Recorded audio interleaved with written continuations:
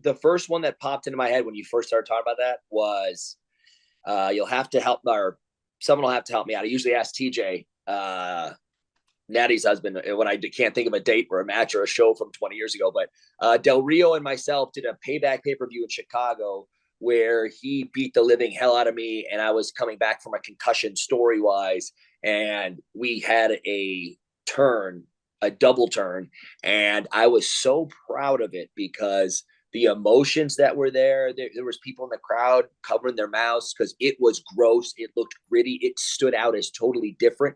And we swapped positions as me, the bad guy who was never winning any matches, was becoming this sympathetic character who was just getting kicked over and over in the head. And it is a really beautiful thing that was painstakingly put together, and it really came off beautifully. So you can see the story that I put into everything.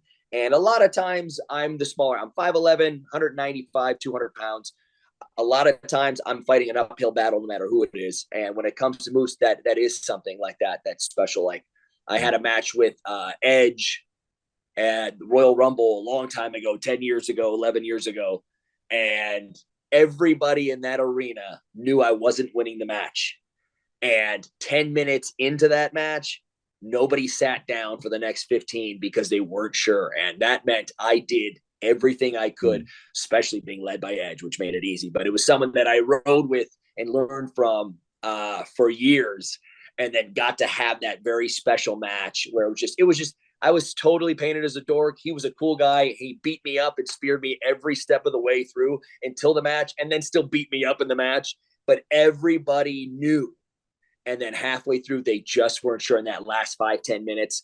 Every false finish, everybody jumped up like this was it. And to be able to do that kind of a feat when someone is not booked as a viable competitor goes above and beyond to show how awesome Edge is. But that's a beautiful match. Those two stories really play out together in the ring based on the storyline that they were involved in. It makes it so much better when you have that connection.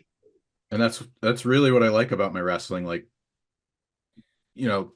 I know people like want the swerve or the surprise, and but sometimes the most obvious result is the best one. It's just how you get from point A to point B. And I always say this, Santino almost winning the Elimination Chamber. I think that's still, and I appreciate your examples too, but that match is like, Santino is a comedy character, and Yep.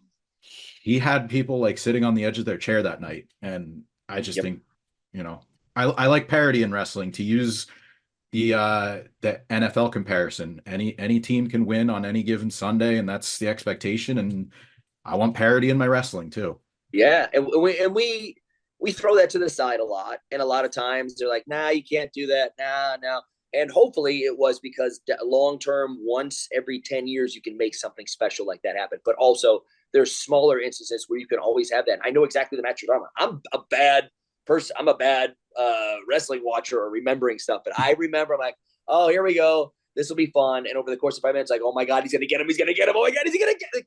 That is, we all know the deal. We all know it's entertainment. But when you can watch a movie and sit back and relax and put your phone down and not stop absorbing what's happening and being in the moment, which is really hard to do in 2024, that means you are telling a beautiful story. And that's where the money is in wrestling. Beautiful stories that people can either get behind or hate more than anything. And either way, you have that emotion.